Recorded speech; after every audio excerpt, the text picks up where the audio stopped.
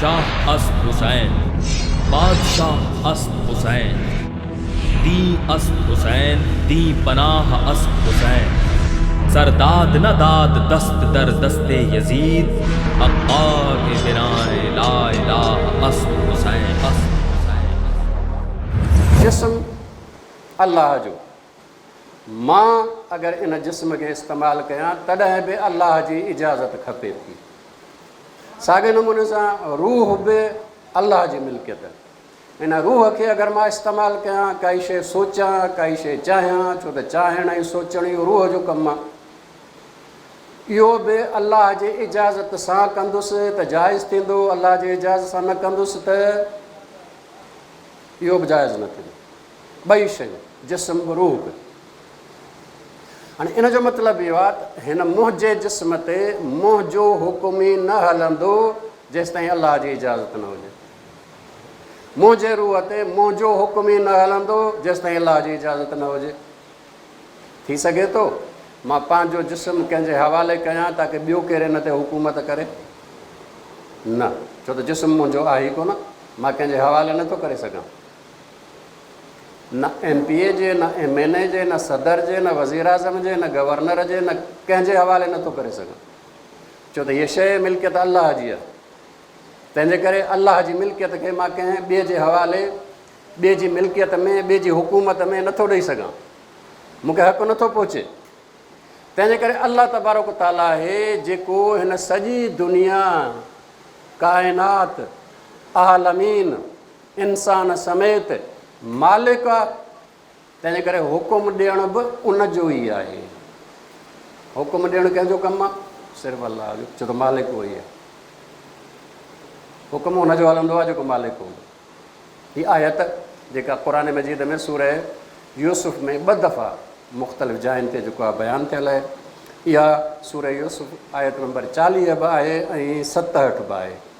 इनल हुक्मु इल्ला लिल्लाह, हुकुम त आहे ई अल्लाह जो, ॿिए कंहिंजो हुकुम जाइज़ ई कोन्हे। लेकिन अल्लाह तबारक ताला वरी मुंहं जे जिस्म ते, इंसाननि जे जिस्म ते विलायत ॾिनी आहे कंहिंखे, रसूल खे, ताकी इन्हनि जे जिस्म ऐं इन्हनि जे रूह खे इहो रसूल जेको आहे उहो मैनेज करे ऐं मुआशिरो हलाए। इहे मुआशिरे जी सरपरस्ती, इंसाननि जे मथां हुकूमत जो हक़ु अल्लाह कंहिंखे ॾिए त पोइ कंहिंखे थींदो, वरना कंहिंखे कोन थींदो, छो त मिल्कियत अल्लाह जी आहे। तंहिंजे करे या अल्लाह हुकुम ॾिए, या अल्लाह कंहिंजे लाइ चवे त बाबा हिन जो हुकुम तुंहिंजे मथां हलंदो, त हू मालिक आहे। तंहिंजे करे हू कोई हुकुमरान मुंहिंजे मथां ठाहे सघे थो। इहो हुकुम जेको आहे, हुकुम ॾियण जो हक़ु, इहो अल्लाह तबारक ताला ॾिनो आहे नबीअ खे। क़ुरान मजीद में इरशाद थियो, अन नबीयु औला बिल मुमिनीन मिन अनफुसिहिम, नबी मुमिननि ते, मुमिननि जे जान खां वधीक हक़ु रखे थो। यानी हिन जिस्म ते जेतिरो मूंखे हक़ु आहे उनखां वधीक नबीअ खे हक़ु आहे। हता की एतिरे क़दुरु चयो वियो आहे त जेकॾहिं अल्लाह ऐं अल्लाह जो रसूल मोमिननि लाइ कोई फ़ैसिलो करे छॾे त हाणे मोमिननि खे हक़ु ई कोन्हे त उन मामले में पाण को फ़ैसिलो कनि। उहो ई फ़ैसिलो हलंदो जेको अल्लाह कयो आहे, जेको रसूल कयो आहे। ऐं जेको अल्लाह ऐं रसूल जे हिन फ़ैसिले खे न मञींदो उहो मोमिन आहे ई कोन। फला वरब्बिक ला युमिनून हत्ता युहक्किमूक फ़ीमा शजर बैनहुम, इहे मोमिन नथा थी सघनि जेसि ताईं के इहे तोखे पंहिंजो हुकुमरान तस्लीम न कनि। मोमिन नथा थी सघनि। मोमिन तॾहिं थींदो जॾहिं इहो हक़ हुकूमत जेको अल्लाह नबीअ खे ॾिनो आहे हिनखे तस्लीम कर, इन जे मुताबिक़ ज़िंदगी गुज़ार। हाणे गदीर जे मौक़े ते इहो साॻियो हक़ हुकूमत रसूल अकरम जन मुंतक़िल कयो आहे अली इब्न अबी तालिब जे तरफ़ ऐं फरमायो मन कुंत मौला हो फ़हादा अलीयुन मौला हो, जंहिं जंहिं जे मथां मूंखे हक़ हुकूमत हुयो अॼु खां वठी उन्हनि जे मथां अली इब्न अबी तालिब खे बि हक़ हुकूमत आहे। सूरह यूसुफ जी आयत नंबर 106 वञी हिनखे पढ़िजो। वमा युमिनु अक्सरुहुम बिल्लाह इल्ला वहुम मुशरिकून, अल्लाह ते घणा ईमान आणण वारा अहिड़ा आहिनि जो ईमान बि रखनि था पर शिरक बि कनि था। मोमिन बि आहिनि पर मुशरिक बि आहिनि। इहो मुशरिक कहिड़ी शइ में आहिनि? बुतनि जी पूॼा कोन था कनि।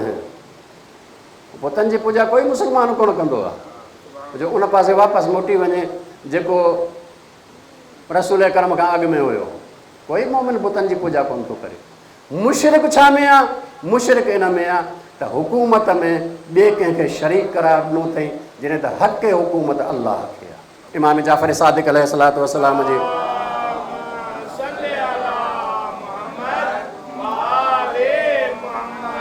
उसूल काफ़िया किताब ईमान वल कुफ्र ऐं उन में हदीस नंबर 1, इन बनी उमयत, बेशक बनी उमैया अतलक़ू लिन्नास तालीम अल ईमान, माण्हुनि खे आज़ादु छॾियो त ईमान सिखनि। ईमान कहिड़ी शइ जो नालो आहे? भले ईमान सिखनि। ईमान सिखण जी आज़ादी ॾिनी। अलाह ते ईमान आणियो, रसूल ते ईमान आणियो, नमाज़ पढ़ो, रोज़ो रखो, हज ज़कात, इहे ईमान सिखण जी आज़ादी ॾिनी। वलम युतलिक़ू तालीम शिरक, लेकिन बनी उमैया इहा माण्हुनि खे इजाज़त न ॾिनी त उहे शिरक सिखनि ताकी शिरक खां बची सघनि। छो त हिकिड़ो शिरक, इहो हुकूमत में शिरक आहे। इहो बनी उमैया इजाज़त कोन ॾिनी। छाजे लाइ इजाज़त न ॾिनी? मौला फरमाइनि था इन करे लिकई इदा हमलू हुम अलैहि लम यारिफू, ताकि जॾहिं बनी उमैया पंहिंजे हुकूमत जे ज़रिए शिरक उम्मत ते मुसलत कनि त उम्मत खे ख़बर ई न पए त असां शिरक में मुब्तला थी। तंहिंजे करे इंसान खे शिरक खां बचण जे लाइ शिरक खे बि सम्झणो पवंदो। ऐं शिरक मां हिकिड़ो शिरक इहो हुकूमत में शिरक आहे। छो त मालिक अल्लाह हुआ, तंहिंजे करे हाकिम बि अल्लाह हुआ, या जंहिंखे अल्लाह मुक़ररु करे। तूं अल्लाह जे मुल्कियत जो इनकार कर, दीन मां निकिरो, पोइ जंहिंखे वणे हुकुमरान करार ॾे। लेकिन अगरि न त पोइ सिर्फ़ु उन जी हुकूमत क़बूल करे सघे थो जंहिंखे अल्लाह मुक़ररु कयो आहे। मौला इमाम जाफ़र सादिक़ अलैहिस्सलातु वस्सलाम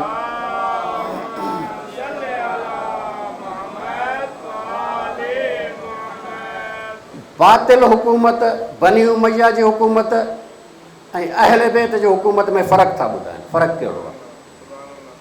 उहे फ़र्क़ु सुञाणे वठो। जिते बि बातिल हुकूमत वारियूं निशानियूं हुजनि, पक सम्झो बातिल हुकूमत। जिते बि हू हक़ जे हुकूमत वारियूं निशानियूं हुजनि, पक सम्झो हक़ जी हुकूमत। सम्झो बनी उमैया जी हुकूमत छा हुई? अहले बैत हुकूमत जेका ठाहिण पई चाही, उहा छाजे बुनियाद आहे? हुनजो बुनियाद छा हो? हुनजो बुनियाद छा हुयो? ही ख़िसाल शेख सुद्दूक अलैहिर्रहमा जी जेका आहे उहा रिवायत आहे। मौला फरमाईंदा पंहिंजे साथीअ खे, अमा आलिम त छा तूं नथो ॼाणे, छा तोखे इहा ख़बर न आहे अन इमारत बनी उमैया कानत, बनी उमैया जी जेका हुकूमत हुई उनजो बुनियाद हिननि शयुनि ते हुयो। 3 शयूं ॿुधाइनि। बनी उमैया जी हुकूमत जो बुनियाद 3 शयुनि ते। असैफ, तलवार जे ज़रिए, बंदूक जे ज़रिए मुसलत थियणु। मञो वरना तव्हांखे क़त्ल कंदासीं। तलवार जे ज़रिए, बंदूक जे ज़रिए जेको मुसलत थिए सम्झो पक बातिल आहे। नंबर 2, वल अस्फ़, दबाव जे ज़रिए, धमकियुनि जे ज़रिए। असांजी हुकूमत तस्लीम कयो वरना पाणी बंदि करे छॾींदासीं। असांजी हुकूमत तस्लीम कयो वरना रोड बंदि करे छॾींदासीं, रस्ता बंदि करे छॾींदासीं। असांखे वोट ॾियो वरना हीअं कंदासीं। दबाव, हे जेको दबाव आहे इहो बातिल हुकूमत जो तरीक़ो। तलवार 1, दबाव 2, वल जौर, बेइंसाफ़ी, ना इंसाफ़ी 3 शइ आहे। हाणे ॿुधो, अहले बैत फरमाइनि था असांजे हुकूमत जो दारो मदार छा ते आहे? असांजे हुकूमत जो दारो मदार छा ते आहे? पाण फरमाइनि था अन इमारतना, असांजी हुकूमत जो बुनियाद सभ खां पहिरीं फरमाइनि था अर्रिफ़्क़, नरमीअ ते आहे। छा ते? नरमीअ ते आहे। दबाव त हिकिड़े पासे, सख़्ती बि न आहे, नरमीअ ते आहे। मौला अमीरुल मोमिनीन फरमाइनि था बाबा अगरि तव्हां मुंहिंजी हुकूमत तस्लीम कंदव त मां तव्हां ते हुकूमत कंदुसि, अगरि नथा तस्लीम कयो, जाॾे वञिणो अथव वञो। अहले बैत जे हुकूमत जो बुनियाद नरमी आहे, रिफ़्क़, नरमी पहिरियों। नंबर 2 वतअल्लुफ़, ऐं उम्मत खे पाण में जोड़णु, माण्हुनि खे पाण में उल्फ़त पैदा करणु, जोड़णु। हुक्मरान ईंदा आहिनि, विरहाईंदा आहिनि, तक़सीम कंदा आहिनि, पार्टियुनि में विरहाईंदा आहिनि, पोइ पाण में विरहाईंदा आहिनि। मुला फ़रमाइनि था असांजो बुनियादु छा आहे? तहम्मुल ते आहे, बुर्दबारीअ ते आहे। असां ज़बरदस्ती कंहिंखे अगवा कोन कंदा आहियूं। अगरि असांजी हुकूमत खे कोई तस्लीम नथो करे, पंहिंजी मर्ज़ी त भले न करे तस्लीम, असां हुनखे कुझु कोन चवंदासीं। ज़ाहिरी हुकूमत आई अली इब्न अबी तालिब जी, उम्मत जे अक्सरियत बैत कई, कुझु शहज़ादनि बैत न कई। मौला जे हिकिड़े साथी उन्हनि हिकिड़े शहज़ादनि मां हिकिड़े जे लाइ चयोसीं, वॾो इहो बुज़दिल माण्हू आहे, ॾाढो, हिकिड़ी रुगो धमकी ॾींदोमांसि त डोड़ंदो ईंदो तव्हांजे बैत लाइ। हाणे मौला जो जवाबु ॿुधो। मौला फरमायो अगरि हू बैत मुंहिंजी नथो करणु चाहे त पोइ मां हुनजी बैत वठणु बि नथो चाहे। उनखां पोइ फरमायो वतक़ी, रवादारी। भले असांजो दुश्मन हुजे, असां हुनखे दुश्मन सम्झंदा हुजूं, लेकिन असां रवैयो हुन सां भलो रखंदासीं। हमेशह असां वटां नेकी निकिरंदी, भलाई निकिरंदी, उनजे लाइ फ़ाइदो निकिरंदो, कॾहिं उनजे लाइ नुक़सानु न निकिरंदो, कॾहिं उनजे लाइ नुक़सानु न निकिरंदो। तव्हां ॾिसो त अली इब्न अबी तालिब जे साम्हूं सनन कातिल पकड़िजी आयो आहे। मौला छा था चवनि? ही शरबत हिनखे पियारे। जुर्म पंहिंजी जाइ ते आहे, हुनजी सज़ा मिलंदसि, लेकिन अख़लाक़ी रवैयो मौला फरमाईंदा असां वटां नेकी निकिरंदी, भलाई निकिरंदी, असां वटां ज़ुल्म ऐं नाइंसाफ़ी न निकिरंदी। तंहिं करे मौला फरमायो त रवादारीअ जो बुनियादु आहे असांखे। उन खां पोइ पाव व हुस्निल ख़ुल्क़ ते, ऐं असांजो सभिनी सां, चाहे असांजे हुकूमत खे मञण वारा हुजनि न मञण वारा हुजनि, सभिनी सां असांजो सुलूक हुस्न सुलूक हूंदो। सभिनी सां सुलूक कहिड़ो हूंदो? हुस्न सुलूक हूंदो। बुरो सुलूक असांजो कंहिंसां कोन हूंदो। वलवरा, ऐं ख़बरदार असां वसीलनि जो नाजाइज़ इस्तेमालु न कंदासीं। इन जुमिले खे सम्झो। हुकूमत में जॾहिं ईंदो आहे इंसान त कुझु इख़्तियार मिलंदा आहिनि हुनजे हथ में, पोइ इख़्तियार हमेशह असांजा हुकुमरान ग़लति इस्तेमालु कंदा आहिनि। कंहिंखे इख़्तियार मिलिया न आहिनि, पहिरियों हुकुमनामो इहो जारी कयईं त मुंहिंजे मुखालिफ़ खे जेल में विझी छॾियोसि। अॼु तव्हां ॾिसो असां वटि ईअं ई आहे, हिकिड़े जी पार्टी थी अचे त ॿिया जेल में आहिनि, हुननि जी पार्टी थी अचे हू जेल में आहिनि। हू इख़्तियारात जो ग़लति इस्तेमालु आहे, इख़्तियारात जो ग़लति इस्तेमालु आहे। मौला फरमाइनि था असांजी हुकूमत में असां इख़्तियारात जो ग़लति इस्तेमालु न कंदासीं, इख़्तियारनि जो ग़लति इस्तेमालु न कंदासीं। तव्हांखे पंहिंजो करण लाइ तव्हांजो पाणी बंदि कोन कंदासीं, हालांकि इख़्तियार आहे असांखे पाणी बंदि करण जो, कोन बंदि कंदासीं। हितां खां हिकिड़ी शइ सम्झो रोके, ऐं जेको हदीस तव्हांखे सम्झाइणु चाहियां थो उहो इहो आहे त अहले बैत अलैहिमुस्सलातु वस्सलाम उम्मत जे मथां हुकुमरान न आहिनि, वली आहिनि। अहले बैत वटि हुकूमत न आहे, विलायत आहे। हुकूमत न आहे, विलायत आहे। हुकूमत ऐं विलायत में फ़र्क़ु सम्झी वठो, हुकूमत ऐं विलायत में फ़र्क़ु सम्झी वठो, छो त तव्हांखे बि कुझु न कुझु विलायत आहे, उहा अर्ज़ु कंदुसि तव्हांजे ख़िदमत में। तंहिंजे करे फ़र्क़ु सम्झी वठो, हुकूमत ऐं विलायत में फ़र्क़ु छा थींदो आहे। हुकूमत में बि इंसान खे कुझु इख़्तियार मिलंदा आहिनि, सदर थी वियो, वज़ीर आज़म थी वियो, वज़ीर थी वियो, इख़्तियार मिलंदा आहिनि। हाणे हुकूमत में जेके इख़्तियार मिलिया अथसि हुनखे इजाज़त आहे इहे इख़्तियार आवाम जे फ़ाइदे में बि इस्तेमालु करे, ऐं अगरि जाइज़ पंहिंजो फ़ाइदो अथसि त उन लाइ बि इस्तेमालु करे सघे थो, जाइज़ फ़ाइदे जे लाइ, ॿिन्ही जे फ़ाइदे जे लाइ। इख़्तियार आवाम जे फ़ाइदे में बि ऐं पंहिंजे फ़ाइदे में बि, हीअ हुकूमत आहे। हुकूमत जा इख़्तियार छाजे? आवाम जे फ़ाइदे में बि ऐं पंहिंजे फ़ाइदे में।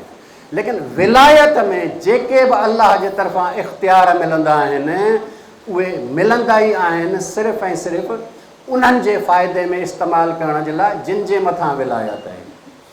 वली पंहिंजे फ़ाइदे में इस्तेमालु ई न आहे करे सघंदो। वलीअ खे पंहिंजे फ़ाइदे में इस्तेमालु करणा ई न आहिनि इख़्तियार। ये इख़्तियार सिर्फ़ मिलनि था उन जे फ़ाइदे में जंहिंजे मथां तुंहिंजी विलायत आहे, उन जे फ़ाइदे में इस्तेमालु कर, पंहिंजे फ़ाइदे में इस्तेमालु न करे सघंदे। रसूलुल्लाह वली आहिनि, हुक्मरान न आहिनि। अली इब्न अबी तालिब वली आहिनि, हुक्मरान न आहिनि। इमाम हसन, इमाम हुसैन अॼु जे दौर जो इमाम वली आहे, हाकिम न आहे। अॼु जे दौर में अगरि फ़क़ीह आहे उहो बि वली आहे, हाकिम न आहे। हुकूमत पंहिंजे फ़ाइदे में, ॿिए जे फ़ाइदे में, लेकिन विलायत सिर्फ़ु उन जे फ़ाइदे में जंहिंजे मथां तोखे इख़्तियार मिलिया आहिनि, पंहिंजे फ़ाइदे में इस्तेमालु नथो करे सघे। अल्लाह ताला उनखे विलायत ॾींदो ई न आहे जेको इख़्तियार पंहिंजे फ़ाइदे में इस्तेमालु करे। अल्लाह ताला विलायत ॾींदो ई उनखे आहे जेको सिर्फ़ु उन जे लाइ इस्तेमालु कंदो जंहिंजे मथां हुकूमत अथसि, जंहिंजे मथां विलायत अथसि। आख़िरी शइ इहा आहे, मुला फ़रमाइनि था त वल इज्तिहाद, ऐं असां जे हुकूमत जो बुनियादु इन ते हूंदो त असां जेके वली हूंदासीं इहे सख़्तु तरीन महिनत कंदासीं ताकी अवाम जो फ़ाइदो थिए। महिनत असां कंदासीं, निंडूं पंहिंजूं फिटाईंदासीं, तकलीफ़ बर्दाश्त असां कंदासीं, जिद्दोजहद असां कंदासीं, इहो जिहाद असां कंदासीं ताकी जंहिंजे मथां विलायत आहे उनजो फ़ाइदो थिए। हिते ॻाल्हि इहो बि थी आहे, जेके हुक्मरान बणिजी था वञनि उहे मख़दूम बणिजी था वञनि, अवाम खे चवनि था असांजी ख़िदमत कर, जॾहिं त उहिदो तोखे मिलियो इन करे आहे ताकी अवाम जी ख़िदमत कर, अवाम जो ख़ादिम थी। इहो अवाम जो ख़ादिम थियणु विलायत आहे, अवाम जो मख़दूम बणिजणु इहा हुकूमत आहे। इस्लाम में हुकूमत न आहे, विलायत आहे। मां कुझु आयतूं तव्हांजे ख़िदमत में अर्ज़ु कयां थो, इन्हनि ते ख़तमु कंदुसि। 3 आयतूं। पहिरीं आयत सूरह आराफ़ जी आहे। अगरि अल्लाह जे बणायल हुक्मरान खे क़बूल कयूं हा त छा थिए हा। 3 आयतुनि में अल्लाह तबारक व तआला फरमायो आहे।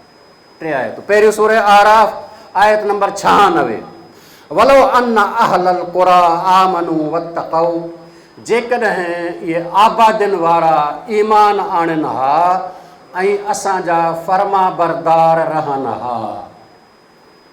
यानी छा, अल्लाह जंहिंखे हुक्मरान बणायो आहे उनजी हुकूमत ते बाक़ी रहनि हा त पोइ छा थिए हा, लफ़तहना अलैहिम बरकातिम मिनस समाए वल अर्ज़, त असां ज़मीन ऐं आसमाननि मां बरकतुनि जा दरवाज़ा खोले छॾियूं। क़ुरान मजीद आहे बाबा, कोई हदीस न आहे।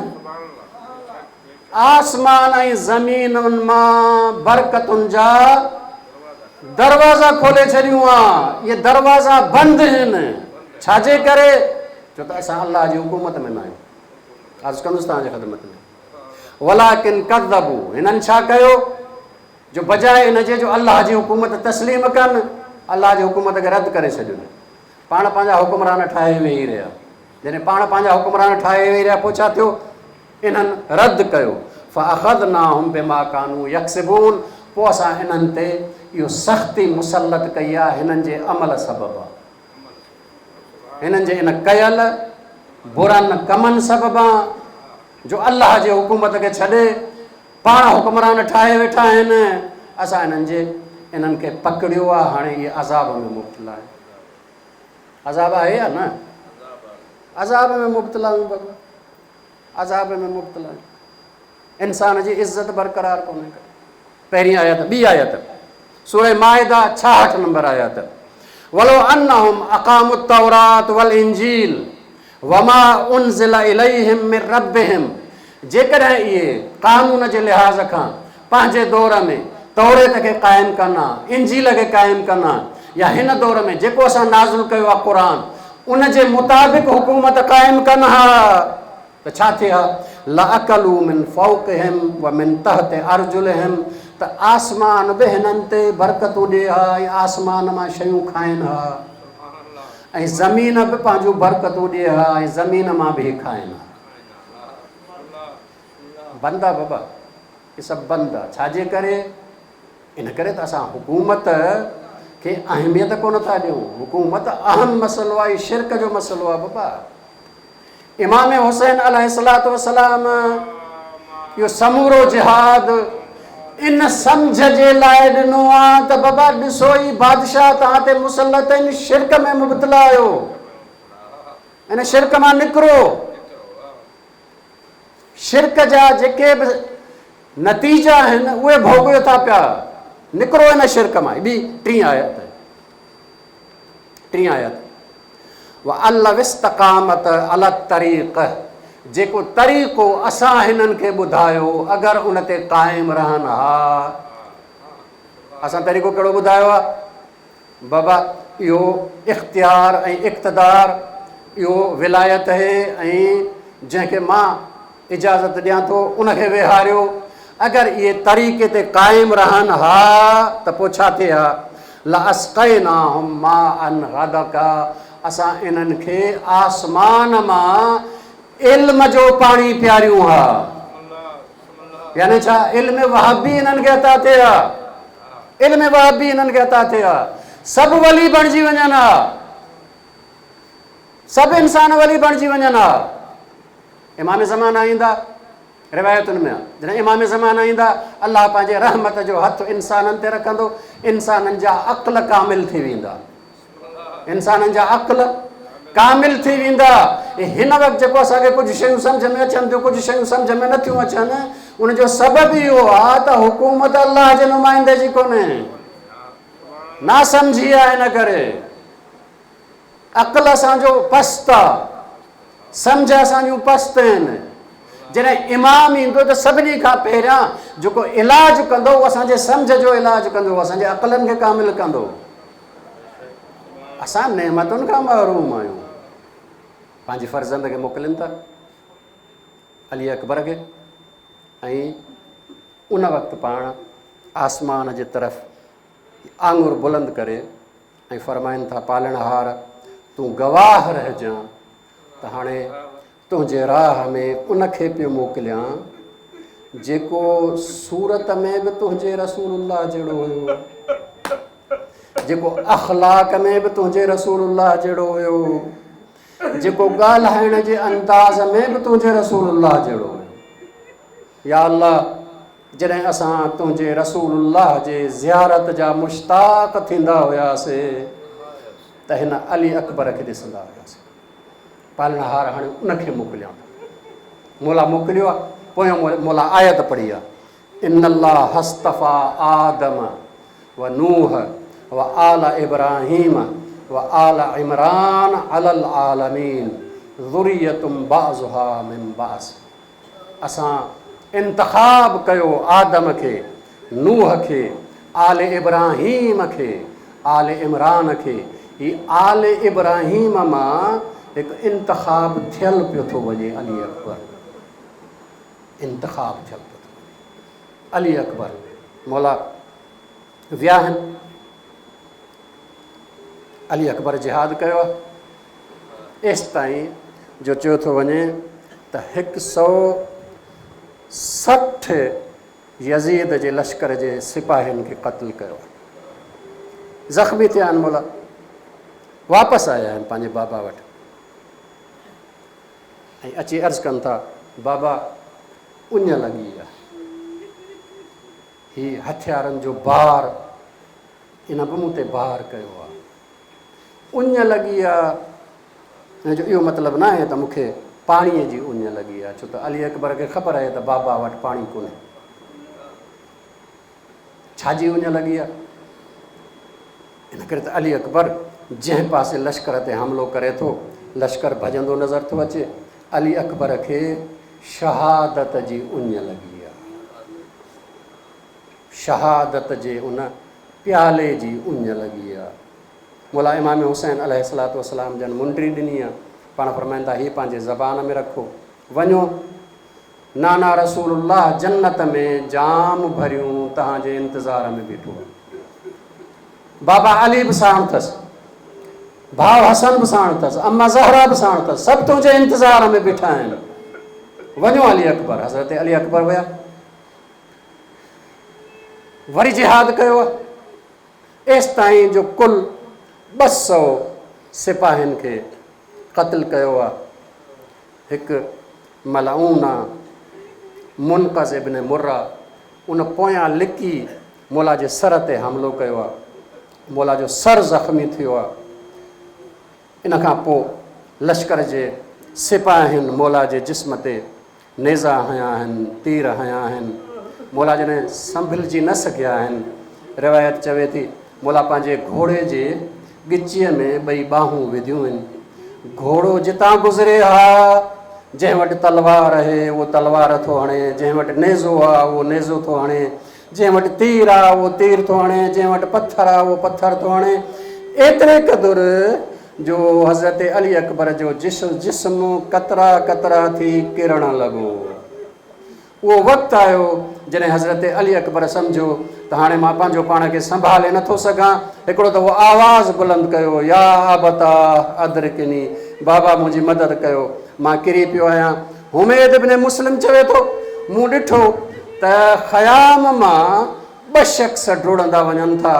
हिकिड़ो त सुञातुमि हुसैन हुयो, ॿी हिकिड़ी ख़ातून हुई जेका पंहिंजी चादर संभालियूं वञे पई, लेकिन चहिरो ईअं हुयो क शम्स तालिया, ॼण त सिजु उभरी रहियो हुजे। मां पुछा कई त हीअ ख़ातून केरु आहे? चवण लॻा अलीअ जी वॾी धीउ ज़ैनब आहे। वाह मुहम्मदा, वाह अलिया चवंदी अचे थी। ऐं चवे थो मूं ॾिठो इमाम हुसैन खां अॻु में अली अकबर जे लाश ते सैयदा ज़ैनब पहुती आहे। सैयदा ज़ैनब इमाम हुसैन खां अॻु में पहुती आहे। हीअ चवे त मूं ॾिठो त हुसैन जॾहिं आयो अली अकबर जे लाश ते ऐं पंहिंजे भेण खे ॾिठई इन मैदान में, त हुसैन खां पंहिंजो अली अकबर विसरी वियो। हुसैन खां पंहिंजो अली अकबर विसरी वियो। सभिनी खां पहिरियां हुसैन छा कयो आहे, पंहिंजे भेण जे बाज़ूअ मां वरितो आहे, वापसि ख़याम में छॾे आयो आहे। बाद में अचे थो अली अकबर जा टुकड़ा खणे थो, कुझु टुकड़ा खणे थो, कुझु खणी नथो सघे, कुझु किरनि था, कुझु खणे थो। हज़रत इमाम हुसैन इन वक़्तु बनी हाशिम जे ॿारनि खे सॾियो आहे, ए बनी हाशिम जा ॿारो, अचो पंहिंजे भाउ जो जनाज़ो मूंखां खणायो, मूंखे तव्हांजे भाउ जो जनाज़ो खयो नथो थिए। अला लानतुल्लाहि अला क़ौमिज़ ज़ालिमीन, सयअलमुल लज़ीना ज़लमू अय्य मुनक़लिबिन यनक़लिबून। अल्लाहुम्मा कुल्लि वलिय्यकल हुज्जत इब्नुल हसन सलवातुक अलैहि व अला आबाइहि फ़ी हाज़िहि स्साअति व फ़ी कुल्लि साअ वलिय्यन व हाफ़िज़न व क़ाइदन व नासिरन व दलीलन व ऐना हत्ता तुस्किनहु अर्ज़क तौआ व तुमत्तिअहु फ़ीहा तवीला। अल्लाहुम्मा सल्लि अलैहि। शाह अस्द हुसैन, बादशाह अस्द हुसैन, दी अस्द हुसैन, दी पनाह अस्द हुसैन, सरदाद न दाद दस्त दर दस्ते यजीद, अक्का के बिनाए